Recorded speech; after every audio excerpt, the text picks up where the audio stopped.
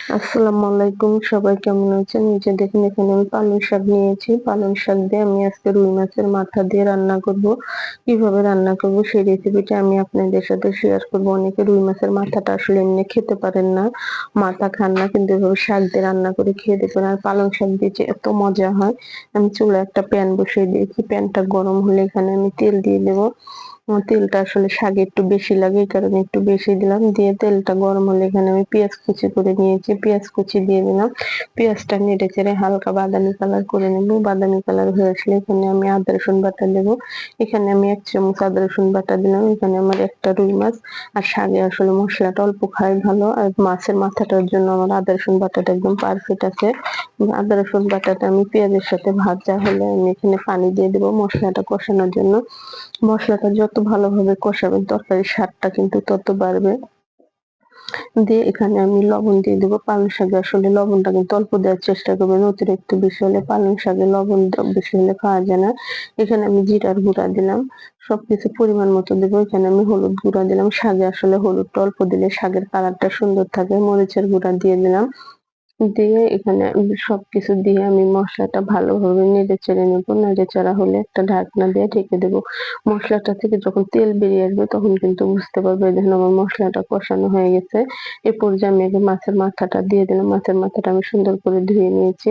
মাছের মাথাটা দিয়ে একটু পানি দিয়ে দেব। মাছের মাথাটা আমি ভালোভাবে কষিয়ে নেব। এই যে দেখুন এই পানিতে কিন্তু আমার মাছের মাথাটা সুন্দর মতন কষানো হয়ে যাবে।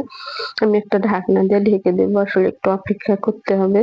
এই দেখুন বলক আসলে কিন্তু আমি এবার ঢাকনাটা খুলে নেড়ে দেবো। আর মাছের মাথাটা কষাতে কষাতে কিন্তু একটু আধা ভাঙ্গা হয়ে যায়। আর এরকম ভাঙ্গাচোরা করে কিন্তু শাকের সাথে রান্না করব।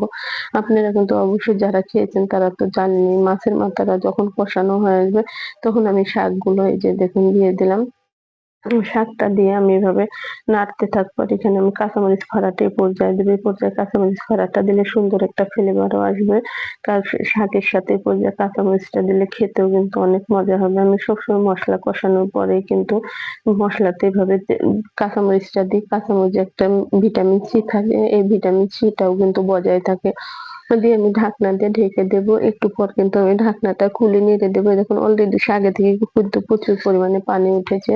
শাকে থেকে আসলে অনেকটাই কিন্তু পানি উঠে। এই কারণে পালং শাক বলতেই কিন্তু আসলে পানি দেওয়ার আগে বুঝে শুনে শাকের তরকারিতে দিতে হয়। কেননা কষাতে আমি আগে দেখবো আমার শাকটাতে কি পরিমাণে পানি উঠে। আর শীতের সিজনে আসলে শাকটা কিন্তু এখন একদম কচি। আর এইভাবে কিন্তু শাকটা কিন্তু আপনারা চিংড়ি মাছ দিয়ে বলেন যে পালং শাক কিন্তু এভাবে রান্না করে খেলেই কিন্তু মজা লাগে। কেননা পালং শাকে প্রচুর পানি উঠে। পালং শাক কিন্তু আসলে ভাজি করলে পালং শাকটা লাল হয়ে যায়। খেতে কিন্তু ভালো লাগে না। ওই যে দেখুন ঢাকনাটা খুলে আমি এভাবে সুন্দর করে নেড়েচেড়ে দিলাম। দেখুন শাকটা কিন্তু কমে কিন্তু আমার শাকটা একবারে কচি আসলো। শাকের কালারটা কিন্তু সুন্দর থাকবে। শাকটা খেতেও কিন্তু অনেক মজা হবে।